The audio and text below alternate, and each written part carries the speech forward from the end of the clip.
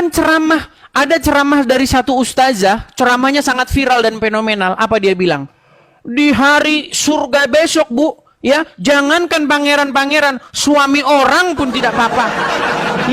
Itu ajaran ustaz. Mas Edis itu terlalu cetek. Pemahaman tafsiran dari Al-Quran itu sendiri. Itu. Masalahnya itu ajaran agama Islam. No. Makanya sudah saya bilang, mustahil seseorang menjadi Islam di detik yang sama dia jadi orang baik. Kalaupun ada orang Islam yang baik, itu karena dia tidak menerapkan ajaran agama Islam. Baik, karena apa? Karena ibu tidak menjalankan agama Islam. Seandainya ibu Siapa? Saya tunjuk lagi nih, berat ini teman-teman. Saya akan tunjuk lagi. Mas itu cari referensinya itu ke Ustadz Nu bener atuh. Ini adalah ajaran agama Islam. Saya tunjukkan lagi hadisnya ya. Begini. Yakin saja. Begini. Kita yakin suami, jangan jauh-jauh deh ke Tuhan. Kita yakin suami kita setia. Yakin. Oke, sekarang masalahnya begini. Islam Ya kan? itu bukan yang keluar dari mulut saya, bukan yang keluar dari mulut ibu, tapi Islam itu adalah apa yang diajarkan oleh Muhammad, betul? Mas, Nabi Muhammad itu adalah panutan. Iya, Islam adalah apa yang diajarkan oleh Muhammad, betul? Apapun yang dilihat, yang dia lakukan. Nah, yang dia lakukan ini kan dilihat dari berbagai macam pandangan.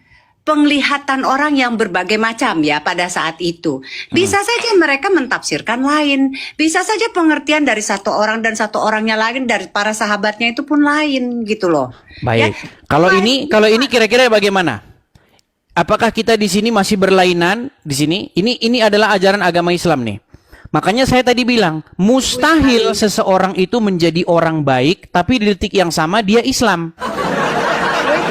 Statement siapa itu berkata Itu statement saya. Itu statement saya.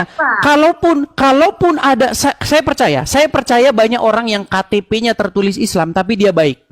Teman-teman saya, keluarga saya di KTP-nya Islam tapi dia orang baik. Karena apa? Karena dia tidak menjalankan ajaran agama Islam. Seandainya dia menjalankan agama Islam, dia akan jadi orang jahat. Nih, saya tunjukkan. Bagaimana jika orang Islam menjalankan ajaran agama Islam? Nih, saya balikkan ya. Perhatikan. Nih, saya tunjukkan. Perhatikan. Sebentar, agak sedikit blur. Nih, ini hadis, nomor hadisnya ini. Ya, dari Abu Hurairah radhiyallahu anhu, Rasulullah SAW bersabda, janganlah kalian memulai salam kepada Yahudi dan Nasrani. Apabila kalian bertemu dengan salah satu dari mereka di jalan, maka desaklah ia ke jalan yang sempit. Ini ajaran Islam. Kalau ketemu dengan orang Yahudi, orang Nasrani di jalan, desak mereka, persempitlah jalan mereka. Makanya saya tidak heran kalau ada orang Kristen di jalan, ada orang Islam pasti dibubarin ibadahnya. Makanya saya bilang ini ajaran orang Islam. Makanya saya bilang mustahil seseorang menjadi Islam di detik yang sama dia jadi orang baik. Nggak pernah disuruh gitu, nggak pernah. Oke, ini hadis siapa? Nggak tahu saya itu hadis dari mana. Nah, Hadis makanya saja. tadi saya bilang Bu Bima, yang hadis. membuat Ibu Bima masih Islam adalah karena Ibu Bima tidak mendalami agama Islam. Seandainya Ibu mendalami agama Islam, saya yakin besok pagi Ibu tidak jadi orang Islam lagi. Tidak ada. Saya sampai mati tetap akan memeluk agama Saya Islam. maklum karena Ibu tidak memperdalam agama Islam. Kata siapa? Buktinya tadi Ibu sudah mengakui saya masih minim ilmu, betul? Ya kalau ilmu kan kita harus banyak belajar, banyak Iya, artinya Ibu Bima kurang memperdalam agama Islam, betul? Baik. Nah, Oh, boleh. itulah sebabnya Ibu masih Islam. Saya percaya Ibu orang baik. Saya percaya secara garis besar Ibu orang baik. Karena apa? Karena Ibu tidak menjalankan agama Islam. Seandainya Ibu menjalankan agama Islam, tidak boleh berteman dengan orang non-muslim. Sekarang saya tanya Bu, saya percaya Ibu walaupun di KTP Islam, tapi Ibu kalau memberi makan orang, saya yakin nggak pandang bulu. Mau Kristen, mau Buddha, mau Hindu, kalau ibu punya makanan pasti ibu kasih tetangga, betul? Tapi sayang sekali itu bukan ajaran agama Islam. Siapa? Saya tunjuk lagi nih, berat ini teman-teman. Saya akan tunjuk lagi. Mas itu cari referensinya itu ke Ustadz Nu bener atuh. Ini adalah ajaran agama Islam. Saya tunjukkan lagi hadisnya ya. Aku tidak pernah belajar cak itu. Nah, Salah ini makanya saya bilang kenapa ibu masih Islam, karena ibu tidak memperdalam agama Islam. Nih, saya balik kamera saya tunjukkan lagi nih. Ini kalau jadi orang Islam. Ini. Mas Edis ini manipulatif ini Mas Edis. Tidak nih, dari hadis riwayat Abu Daud, Ahmad, Ibnu Hibban, Ad-Darimi nih. Ya dikatakan begini, dari Abi Sa'id Al-Qurdi radhiyallahu anhu bahwa Rasulullah SAW bersabda, janganlah kamu berteman kecuali dengan orang mukmin, dan jangan pula seseorang memakan makananmu kecuali orang yang bertakwa.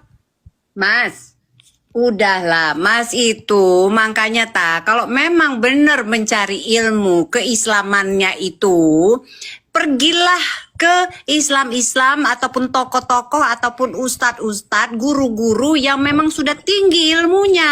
Sudah saya lakukan. Ada kate. Sudah Bu, apa dia? Aku ini udah belajar agama Islam itu sangat dalam sekali. Udah kate. Sekali ngomong sama biasa baik. Biasa baik kau itu udah kate kau tuh. Aku Islam, aku paham. Udah. Tapi begini Bu Bima. Pertama-tama saya mengatakan ada dalilnya, ada dasarnya. Saya tunjukkan di layar. Dalil kau tuh dalil kacang itu, dak kate. Nah, ini itu dia masalahnya. Yang kau pakai itu dalil. Ini namanya sifat-sifat begini Bu Bima. Ini namanya sifat-sifat menolak kenyataan. Kita tidak boleh seperti itu. Fakta adalah fakta, tidak boleh kita menolaknya. Nggak gini kan, tadi kan kamu udah, Mas Edis kan udah tahu tuh, dasar basicnya sendiri, Islam sendiri kan ada 73 golongan. Ya, jadi Mas Edis sendiri melihatnya itu di mana dulu, gitu loh. Gini, kenapa saya katakan Ibu Bima adalah termasuk 72 golongan yang sesat? Kenapa? Pertama, karena satu, tidak menggunakan dalil. Ya kan, sedangkan saya itu menggunakan dalil-dalil. Contoh surat An-Naba ayat 33. Bahwasanya orang bertakwa, pahala, ya, hadiahnya adalah gadis-gadis yang berpayudara besar. Itu Al-Quran yang mengatakan. Lalu, janganlah makananmu dimakan oleh orang kecuali orang yang bertakwa. Janganlah kamu berteman kecuali dengan orang muslim. Enggak, saya tidak sepaham dengan itu. Masalahnya itu ajaran agama Islam. No. Makanya sudah saya bilang, mustahil seseorang menjadi Islam di detik yang sama dia jadi orang baik. Kalaupun ada orang Islam yang baik, itu karena dia tidak menerapkan ajaran agama Islam. Apakah kita penting memperdebatkan suatu kata-kata yang dibuat oleh manusia sendiri sehingga mengenyampingkan yang namanya kesucian ruh kita sendiri? Sekarang, apakah saya mengatakan sesuatu yang saya kata-katakan sendiri? Apakah itu yang tertulis di dalam literatur agama Islam? Dibuat oleh siapa? Bukankah Anda... Oke, sekarang saya tanya. Ibu percaya nggak bahwa Al-Quran itu firman Allah? Saya percaya Al-Quran. Tetapi kalau yang tertulis di dalam An-Naba 33 tadi apa? Nah, itulah makanya ditafsirkannya itu dari berbagai macam perspektif, Mas. Ini tidak penafsiran. Waqaiba atroban. Artinya adalah gadis-gadis yang berpayudara menonjol. Mas Edis itu terlalu cetek pemahaman tafsiran dari Al-Quran itu sendiri.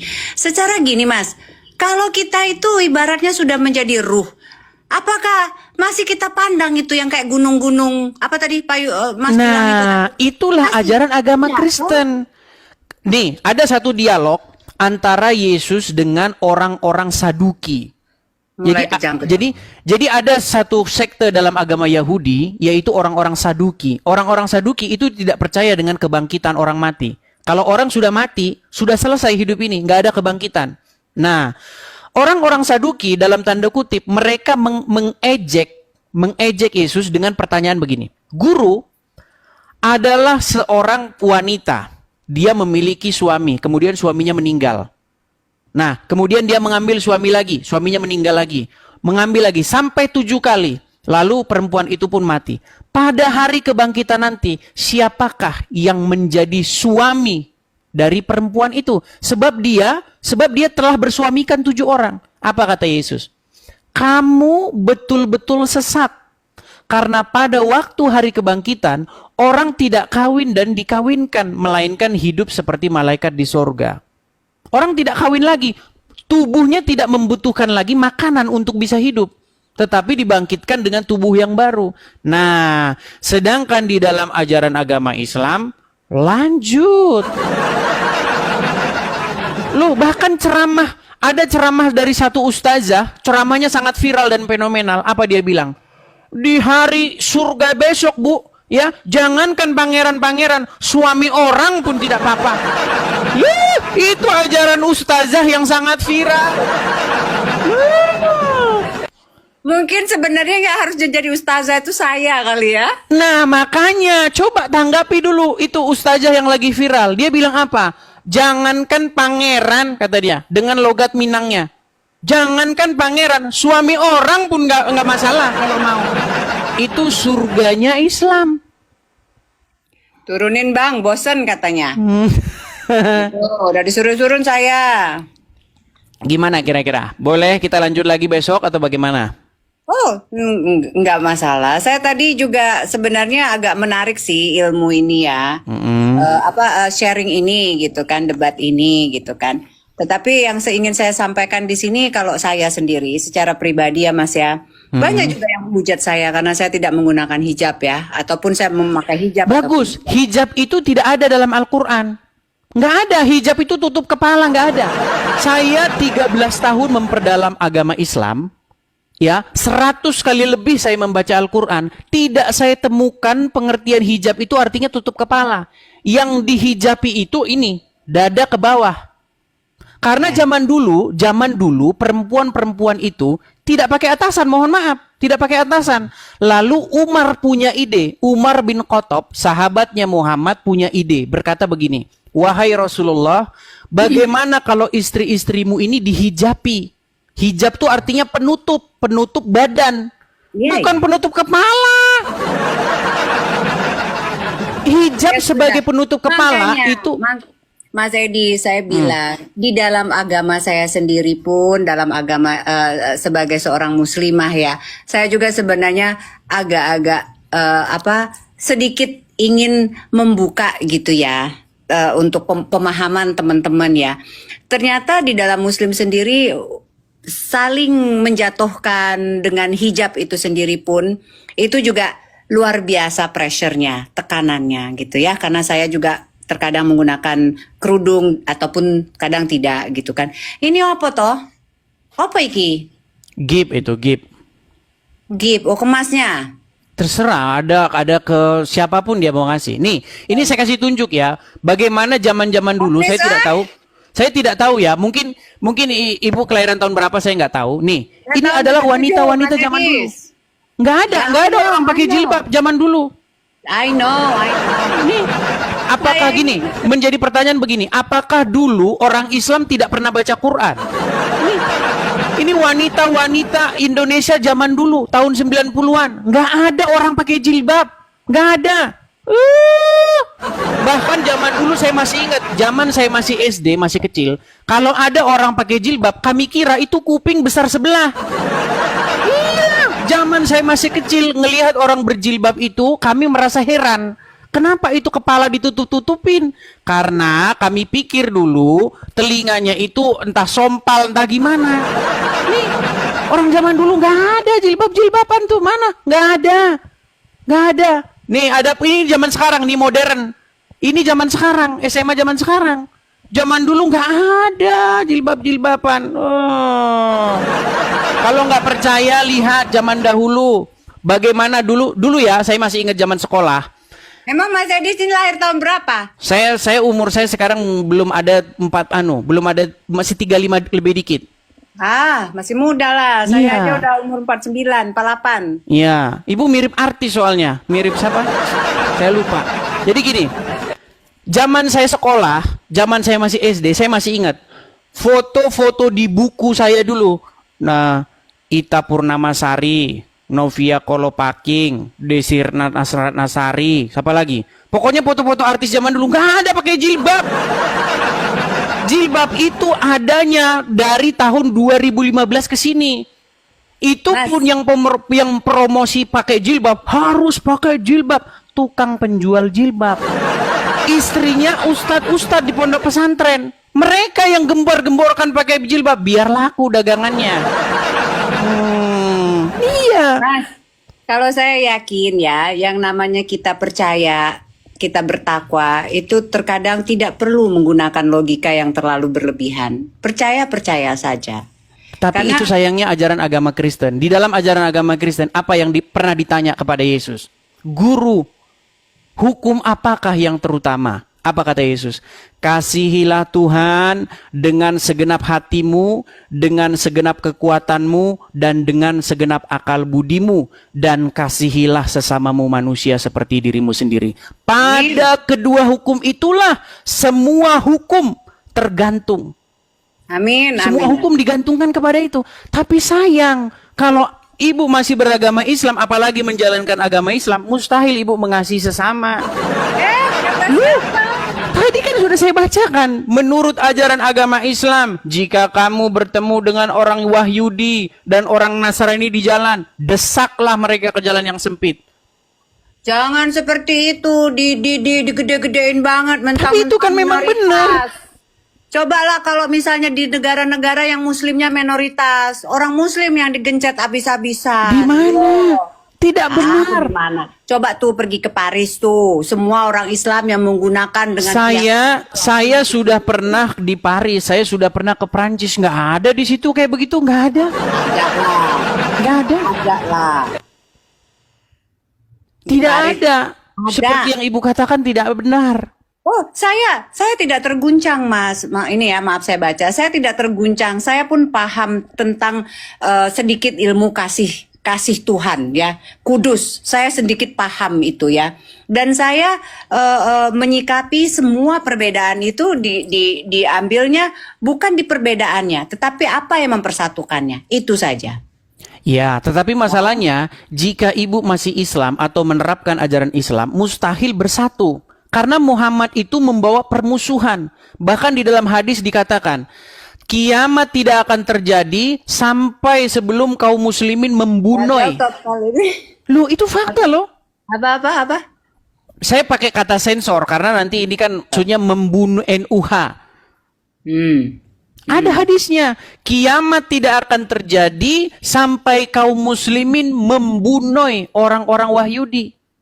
Makanya ajaran agama Islam ini sebenarnya ajaran kebencian kepada kaum Wahyudi. Loh. Tidak ada itu. Nah, ada saya itu. mengatakan begitu. Saya nggak berani asal-asal loh. Saya itu mengatakan begitu karena ada dasarnya. Nih, saya tunjukkan lagi ya hadisnya ya. Nih, kiamat tidak akan terjadi sehingga seorang muslim itu membunuh orang-orang Wahyudi. Nih, saya tunjukkan lagi. Udah, Mas itu ngambil referensinya itu di tempat yang salah. Lihat ya. Lihat nih, Bu. Nih, artinya ini sabda Rasulullah nih. Hari kiamat belum akan terjadi sampai kaum muslimin memerangi bangsa Wahyudi. Mereka diserang oleh kaum muslimin hingga bersembunyi di balik batu dan pohon. Namun batu maupun tumbuhan itu berkata, "Wahai kaum muslimin, wahai hamba Allah, di belakangku ada Wahyudi, kemari dan bunuhlah dia, kecuali pohon gorgot." Nih, jelas. Kecuali pohon gorgot, karena mereka adalah pohonnya Wahyudi. Makanya banyak orang-orang muslim yang sangat merindukan yaumil akhir. Mereka akhirnya apa? Dibunuh orang-orang Wahyudi. Ajaran kebencian, Bu. Ini kok pada sibuk banget ngomongin 27K ini kenapa? Karena saya ada di sini jadi 27K gitu. Tidak juga, tidak juga. Mereka menonton ketika diskusinya lawan muslimnya itu tidak suka kejang-kejang begitu. Baik, Oh, gitu. seperti Ibu. Ketika Ibu bicara seperti ini ya, sopan ya, berargumen, tidak mencak-mencak, tidak marah-marah. Ini menjadi percakapan yang berbobot, berisi. Oh, begitu. Gitu loh. Ya sudah. Karena selama ini yang naik ke sini itu muslim-muslim yang parah. Marah-marah, ngamuk-ngamuk, kesetanan, surup, kejang masal, berbusa-busa. Itu. Yang naik ke sini kayak begitu terus. Wajah orang Islam di sini sudah digambarkan seperti itu. Bisanya marah, ngamuk. Berargumen nggak mampu. Ya. Kalau saya sendiri ya Mas ya, saya senang dengan diskusi seperti ini. Tetapi bagaimanapun itu tidak akan pernah merubah keyakinan saya. Ya, gini, artinya tidak mungkin membalikkan semudah membalikkan telapak tangan. Ibu sudah dari kecil, sudah dididik bahwa Islam itu agama yang benar, begini-begini. Tidak mungkin membalik itu mudah sekali. Pasti nanti ada yang namanya proses. Proses berjalan, nanti ibu akan mendalami sendiri, baca sendiri. Makanya kalau seorang menjadi muslim, maka dia lambat laun akan mirip seperti Muhammad. Karena Muhammad suri toladan. Loh, di dalam agama Islam, Muhammad itu contoh, sampel, contoh suri tauladan terbaik. Ya. Muhammad menikahi anak di bawah umur namanya Aisyah. Loh, kan ibu kan belum tahu. Tahu dong, saya tahu. Nah, Tetapi bagaimana jangan kita dapat disamakan- mencontohnya? Jangan disamakan antara climate di zaman dahulu, samakan dengan situasi kondisi climate di zaman sekarang. Kalau demikian begini, coba berikan saya satu orang di zaman Muhammad yang juga menikahi anak di bawah umur. Nggak ada, cuman Muhammad sendiri pelakunya. No, tradisi di sana memang sudah bahkan sebelum lahir pun kadang-kadang sudah dinikahkan, Mas. Seperti Tidak itu. ada. Saya sudah membaca referensi, saya membaca literatur, sahabat-sahabat Muhammad, para tabiin, nggak ada yang menikahi anak di bawah umur 6 sampai 7 tahun, nggak ada. Cuman Muhammad. Nah, sekarang gini, pada saat Nabi Muhammad Rasul itu takutnya nih menggauli istrinya di usia berapa istrinya? Menurut hadis itu 9 tahun. Dinikahi umur 6 tahun dan digauli pada waktu berumur 9 tahun. Nah, 9 tahun itu zaman dulu, Mas. Bapak saya umur 14 tahun udah jadi tentara. Ya, apakah dia menggauli anak umur 6 tahun? 9 tahun? No, you don't get what I mean ya. Bapak saya 14 tahun udah jadi tentara di zaman perang. Iya, ya. pada zaman Sedangkan saya ini tahu, pada perempuan- zaman Jepang, pada zaman Belanda, karena tidak punya tentara, kekurangan kita itu kekurangan tentara, makanya pasukan-pasukan yang waktu Nippon datang, mereka mengerahkan pemuda-pemuda dari umur 14 tahun pun sudah dikerahkan jadi tentara. Pasukan peta itu. Saya itu kan ingin menyamakan pada saat itu usia 12 tahun di zaman dulu dan di zaman sekarang itu beda. Iya, kalau 12 tahun, tapi ini 9 tahun. 9 tahun tuh kelas 2 SD. Lu tadi Mas sendiri yang bilang Sedangkan umur 12 tahun itu udah kelas 6 SD. tadi Masnya bilang digauli itu di usia 12 tahun. Bukan, 9 tahun. Aisyah digauli oleh Muhammad ketika Aisyah itu bermain-main boneka. Makanya saya bilang betapa gawatnya dunia ini kalau orang mencontoh Muhammad. Loh, saya bilang fakta loh, tapi ketika saya mengatakan fakta begini, umat Islam marah dengan saya. Coba, jika ada seorang laki-laki berumur 55 tahun menggauli anak umur 9 tahun, dijemput polisi, Bu. Datang. Unit PP ini, perlindungan anak. Ya sudahlah, Iya. itu kan zaman dahulu, Mas. Nah, makanya saya bilang begini, Bu. Yang harus dijadikan contoh suri tauladan itu haruslah Yesus. Supaya hidup kita itu benar dan baik. Makanya menjadi Kristen itu kuduslah kamu sebab aku kudus. Sedangkan menjadi seorang Islam menjadi seperti Muhammad. Betapa bahayanya kalau orang jadi seperti Muhammad. Aku diperintahkan untuk memerangi manusia sampai mereka harus, loh, ada hadisnya. Ada hadisnya loh. Kalau enggak, darah dan harta mereka tidak terpelihara. Mas itu katanya udah 13 tahun baca Al-Quran. Masa tidak menemukan keindahan dari situ? Ketika saya dengar dari umat muslim yang awam-awam, yang unyu-unyu, memang begitu. Islam itu indah, rahmatan lil alamin. Casingnya. Tapi ketika saya dalami, nih, saya kasih contoh lagi ya. Nih, jikalau seorang muslim mencontoh Muhammad, inilah yang terjadi, Bu. Lihat ya, perhatikan nih. Di dalam Sunan At-Tirmizi nomor sekian-sekian nih, 2531, apa dikatakan di sini nih? Perhatikan ya. Nih. Nih, Rasulullah Shallallahu alaihi wasallam bersabda, "Saya diperintahkan untuk memerangi manusia hingga mereka mengucapkan tidak ada Tuhan yang berhak disembah selain Allah. Apabila mereka mengucapkannya, maka mereka telah menghalangiku untuk menumpahkan darah dan merampas harta mereka." Nih, kalau orang nggak ngucapin syahadat sama Muhammad, darah dan hartanya tidak terpelihara dari Muhammad dan para pengikutnya. Ini hadisnya. Saya tidak mengada-ngada loh. Ini semua dalilnya ada ketika saya berbicara. Saya tidak berpinjakan pada hadis 100%, Mas. Nah, berarti ini yang saya bilang sulit. Tapi tidak apa-apa, itu proses kok. Saya tahu itu proses. Proses apa? Proses meninggalkan agama Islam. Iya, karena memang pada akhirnya nanti kalau kita betul-betul mendalami, nanti kita waktu tidur malam-malam pikirkan, sebenarnya kita ini mau kemana? Dari mana asal usul manusia ini? Kemana manusia ini pergi? Iya kan? Ya, kalau saya sih punya keyakinan bahwasanya saya ini dari ruh. Ruh itu adalah dari Tuhan dan akan kembali ke Tuhan. Dan di dalam agama Islam tidak boleh sembarangan berbicara tentang ruh. Bahkan Muhammad tidak diberikan pengetahuan tentang ruh. Loh, saya tunjukkan. Ada dalilnya di dalam Quran. Mana dulu, Aidah, udah.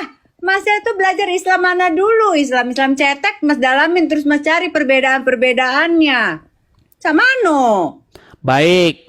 Saya ketika berbicara itu tidak asal-asal berbicara. Di dalam Quran surat Al-Isra ayat yang nih, saya balikin ya kamera saya ya.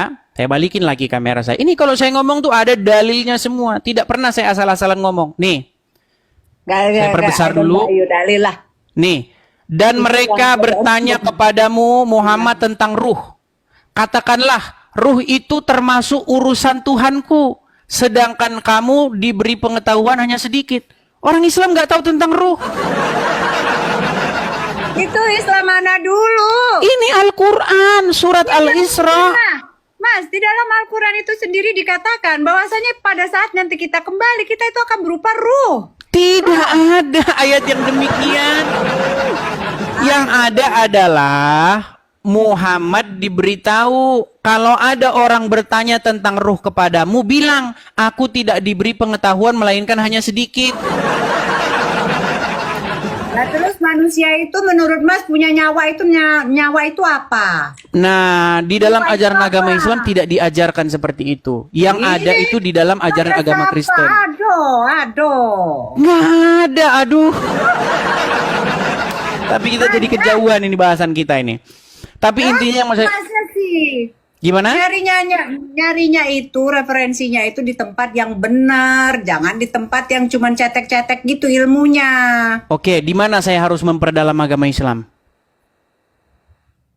Abdul Somad sudah saya undang datang kemari. Pak Abdul Somad, jangan biarkan umat Muslim setiap hari di sini menjadi menjadi samsak hidup. Pak Ustadz Adi Hidayat, tolong datang kemari. Ayo diskusi dengan saya. Naik ke komal saya. Datang ke sini cukup dengan memencet tombol di HP Anda. Anda sudah datang ke sini. Tidak perlu repot-repot.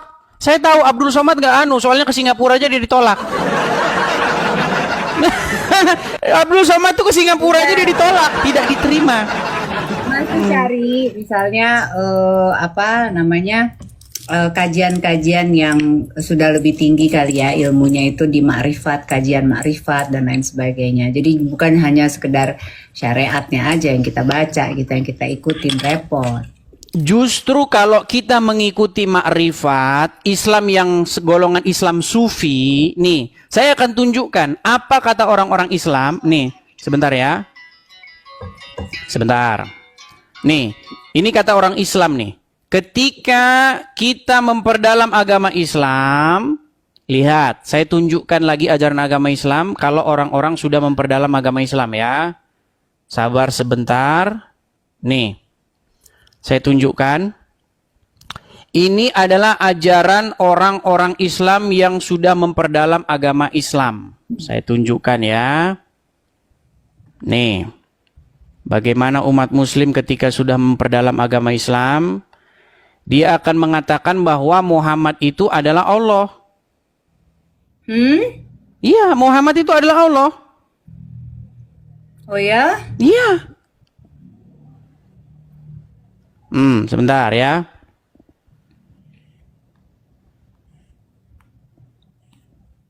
Sebentar gimana? Nih, saya tunjukkan. Nih, lihat, dengarkan. Muhammad itu juga yang bernama Allah. Allah namanya Muhammad wujud. Jelas? Ya. Bukan Muhammad jadi Allah. Allah itu cuma nama. Wujudnya itu adalah Muhammad. Rupanya Jadi insan itu sebenarnya Muhammad. Muhammad itu sebenarnya wujud Allah. Wujud Allah. Asat. Ini asat 3 in 1. Bahasa keluarnya nih.